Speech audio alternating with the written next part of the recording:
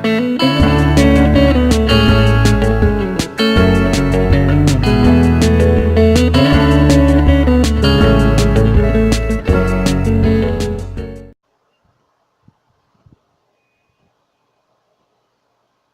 guys, welcome back to Playing Across the Void, Book 1, Chapter 5. And unmarked shit is calling for help. Who or what will you discover? I'm excited. Who are we gonna help? It's time, people. It's time to put our captain self to work. Because that's what we're here for, to help people. Across the void.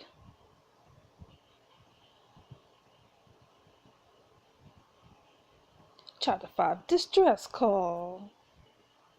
Now, Planet Eos, you stand beside your brother and several members of the crew, stare at the wreckage of the unmarked ship through your viewpoint.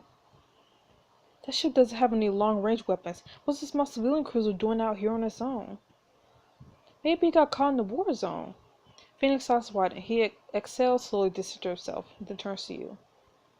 Eos, I need you and Zeke to go and check this ship for survivors. Before you can respond, Soul moves between you and Phoenix. Kaitlyn, interacting with a damaged vessel is highly dangerous. Artemis will not approve. Artemis doesn't give orders to the marshals. It's their job to investigate external threats, especially if they affect the Atlas. But, listen, I'm with the captain on this. We don't take orders from any of you. Yo, be nice. It's our job to keep the Atlas and the cabinet safe. Thank you, Eels. Good luck.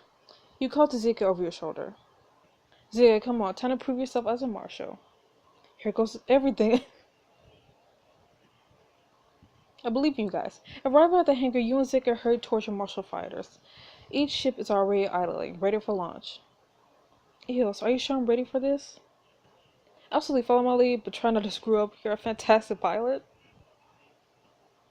I mean, we haven't even seen him in action? Follow my lead. As long as you do what I do, you'll be fine. Right, I'll just mimic you. That sounds manageable. As you open your ship's cockpit, something metallic clatters to the ground at Zike's feet. We forgot to install these guns on our ships. He holds out one of the guns to you. Alright, we put these in there until we have time to attach later. My old one was moved so the new one could link up with yours. Well, we're screwed. Isn't it mandatory to put these on both our ships before we go out in the field? Technically, yes. We can only freeze in the ship's weapons system if we use the guns in tandem. This is terrible. I can't ignore protocols when I take my ship out for the first time. These kind of things do have a tendency of getting put on permanent records. We barely started and I'm already failing. No, don't say that. Upgrading your martial fighter ship not only customize your cockpit, also offers you bonus scenes and advantages later on. Nah. No, thank you.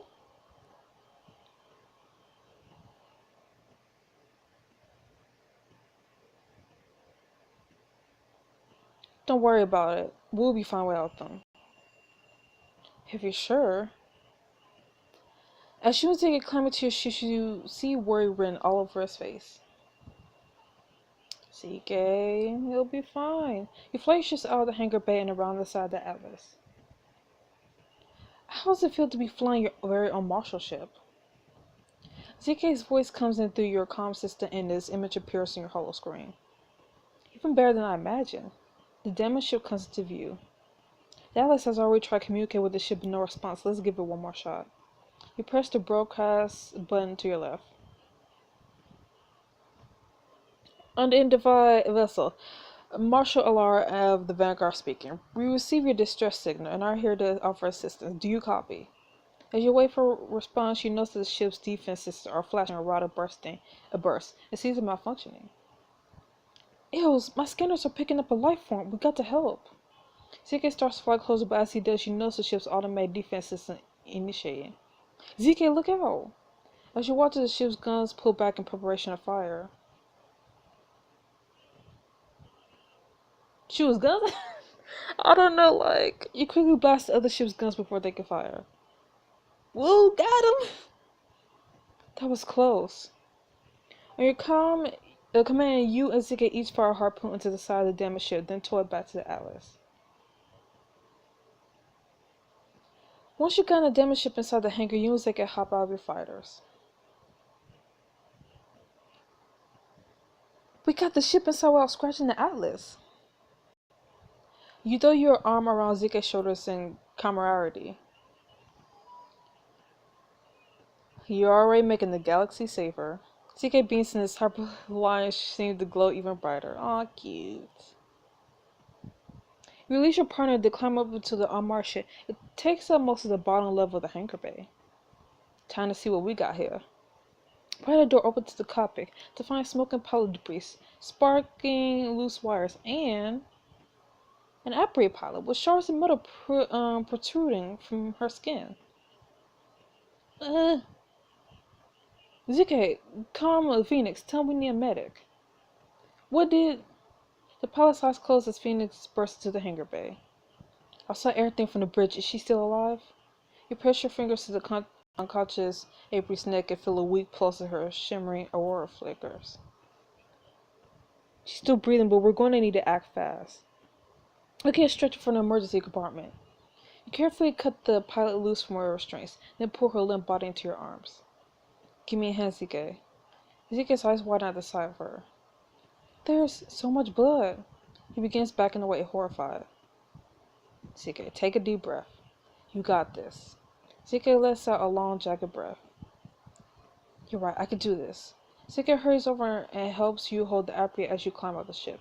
You then lower her into the stretcher together. I scare her vitals, they're not good. I'll get her to the med bay and alert them that we're coming. Phoenix rushes up, pushing the stretcher ahead of him. Should we go with him? You put a comforting hand on Zike's shoulder. It's out of our hands now. He looks down at the blood speckle across the hangar bay floor. Happy was trapped in there bleeding. While I was worried about myself, I should have gotten her out faster. You can't think like that. You did the best you could. I don't know if I could take this weight and wonder if everything's going to be okay. There's nothing worse than waiting. It makes you feel helpless. Sounds like you know the feeling. You're not letting out a puff of air. Way more than I like to. I usually try to do something to take my mind off of it, or I drive myself crazy. As you glance up at the ceiling of the hangar bay, you're reminded of something.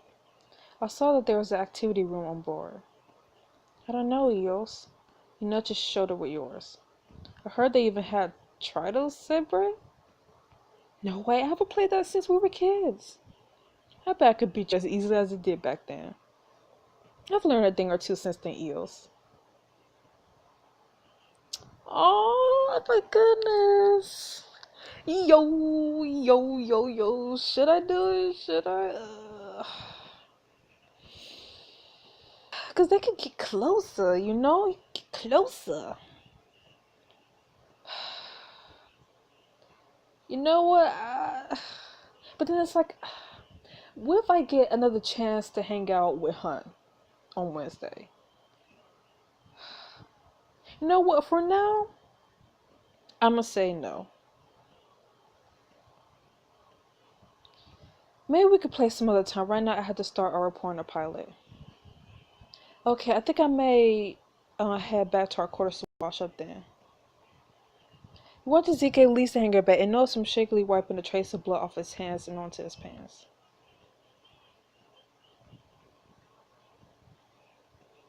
Now it's Phoenix. You sprint to the medical bay, pushing the pilot as a stretcher as quickly as you can. We need some help over here. As Romley rushes over to you, his hands crackling with lightning as he lifts the apron up into his muscular arms. It's this other love interest. We had to stabilize her. Clear out the operating table over there. Got it. As you sweep an assortment of medical items to the ground, he slides the injured pilot onto the table. She's going to make it. The medic quickly inputs commands into his data screen, and together you watch as orange light encases the apron. A magnetic substance begins to surround the metal shards, protruding from her skin. She's sedated, and the shards are being removed. It will take a few minutes, but the immediate danger has passed. Now that we have a moment, you must be the new captain I heard so much about. Yes, I am. Straining enough to take in the full height and muscular frame of the medic. That's right, I'm Captain Phoenix Alara. And you are... definitely muscular. You make me wish I needed medical attention. Yo. Gotta have a capable. You know what? I'm gonna slide in his DMs. As you flash a mischievous smile, he lets out a surprised chuckle. Meridian, you're not what I was expecting, Phoenix. Hey, it's my job to keep everyone on their toes. Speaking of jobs, I need to be getting back to mine. Meridian turns his back to you and picks up a slender surgical instrument. Oh, I trust you can find your way out. After all, this is your ship. As you exit the room back into the corridor, you knit your eyebrows together in confusion. Do you think Meridian was mocking me, V? I don't think so. Why would anyone mock you? You're fantastic. Oh, thanks. Before you could respond, Silver rounds the corner with a determined look on his face. Kaitlyn, I need to speak with you. Yes. Is something wrong? I saw on the data screens that the injured pilot is wearing an unmarked uniform. Yes, but we cannot allow an unknown element to remain on the outlet. She's a threat to the luxury atmosphere, possibly to the well-being of our passengers. So I'm the captain. You need to let me do my job. I mean, he has a point, but why isn't there a third option? I want to say you have a point, but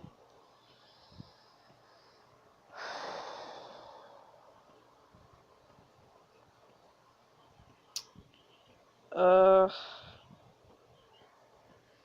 thank you for your assessment. I'll have to figure out something as she recovers. Soul fidgets uncomfortably. Kaitlyn, you should know that my role as first officer requires me to report this to Artemis immediately. Just then Pax comes bounding down the corridor with the goofy grin on her face. Phoenix, I just saw the pilot ship and hang on my data screen. She latches to your arm excitedly. And? It's so stellar. I'm dying to get a closer look. You turn away from Soul and wave your hand dismissively at your sister. I'm in the middle of something, Pax. Do whatever you want. Woo, thanks, bro. This is so exciting. Pax skips away as you turn back to Soul, only to find yourself alone in the corridor. Soul? Just then, the door to the medical bay opens again. Our mystery guest is out of that asteroid belt for now, but it'll be a while before she's able to hold a conversation. Glad to hear she's stable. Thanks, Meridian. I like your name, though. No thanks necessary. Treating the injured is what I do. Cough adopt a more professional tone. Yes, good work. I overheard you and Soul earlier. You don't have to worry. I'm sure the Apri is too injured to plan a hostile takeover of the medbay. Soul just being overly cautious.